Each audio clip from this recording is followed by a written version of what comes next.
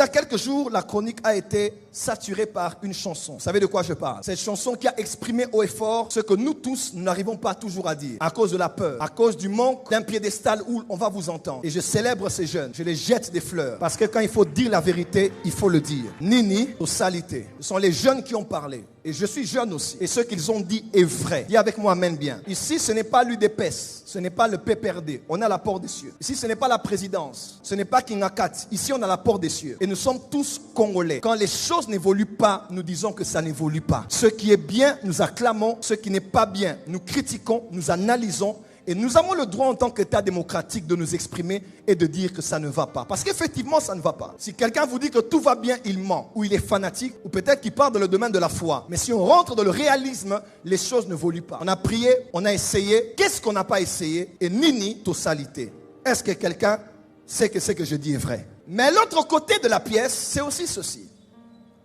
Je suis totalement conscient que la musique est un art qui nous permet de nous exprimer. Autrefois, à Soweto, des Noirs comme vous ont crié contre l'apartheid. Dans les champs de coton, ils ont chanté, ils ont commencé le mouvement du gospel.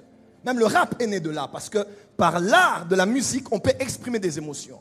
Parce que la musique est un art autant que la peinture, autant que la sculpture, autant que le dessin. La musique est un art pour exprimer ce que l'on a à cœur. Mais je crains à partir de cette musique que quelque chose se crée ou s'enfonce dans l'imaginaire collectif.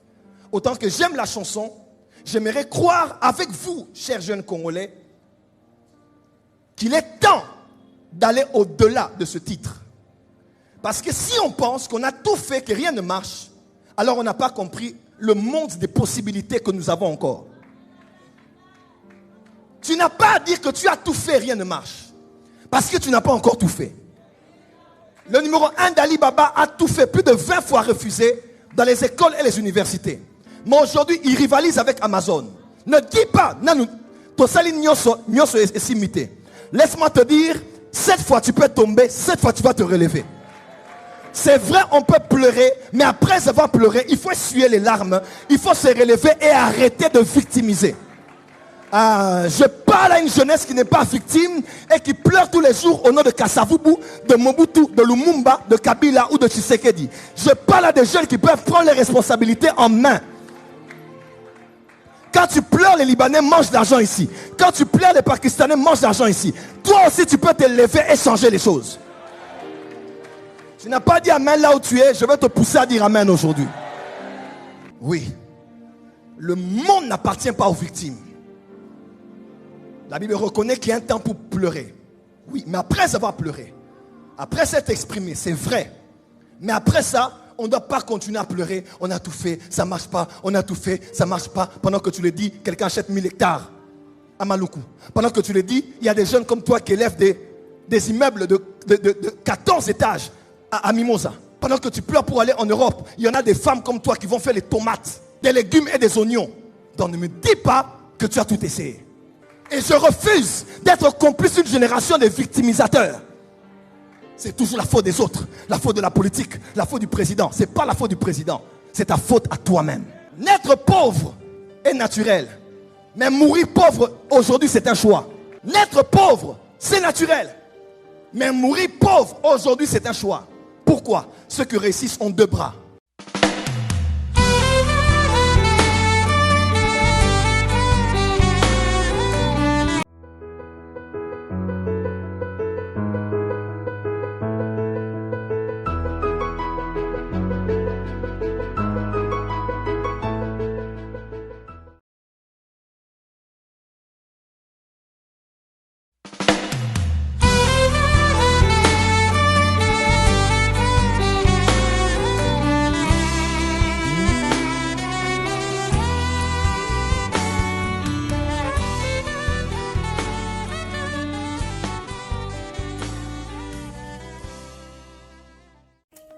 Bonjour à tous, je suis la servante de Dieu Micheline Kilkuchenza, de mon nom de jeune fille et de mon nom marital. Dans sa bonté bien-aimée, Jésus-Christ de Nazareth s'est révélé à moi. Il m'a appelé dans sa moisson, il m'a établi afin que je puisse parler de lui. Gloire à Dieu. La Bible nous dit dans 2 Timothée 4 au verset 2, 2 Timothée 4 verset 2, c'est Paul qui parle à Timothée. Il dit à Timothée qui est son fils spirituel, il lui dit, Timothée, prêche la parole de Dieu, insiste en toute occasion, favorable ou non. Reprend, censure, exhorte avec douceur et en instruisant, favorable ou non, prêche la parole de Dieu. Alléluia. Vous savez, bien aimé, j'ai compris que pour moi, en tout cas YouTube, Dieu a permis que pour moi, que je comprenne que c'était une occasion favorable, afin que au travers de au travers de YouTube, bien aimé, que je puisse parler de ces grands, puissants et glorieux noms, les noms de Jésus-Christ de Nazareth. C'est pourquoi, par la grâce de Dieu, j'ai créé cette chaîne YouTube, cette chaîne chrétienne, la servante de Dieu, Micheline Kilkuchenza, dont je vous invite, au fait, au travers de cette courte vidéo, à vous abonner. Abonnez-vous sur cette chaîne chrétienne, bien-aimée, servante de Dieu, Micheline Kilkuchenza, afin que chaque fois, quand nous allons mettre une vidéo en ligne, que vous soyez notifiés, vous recevrez une notification. Abonnez-vous, bien-aimés, et que Jésus-Christ de Nazareth vous bénisse.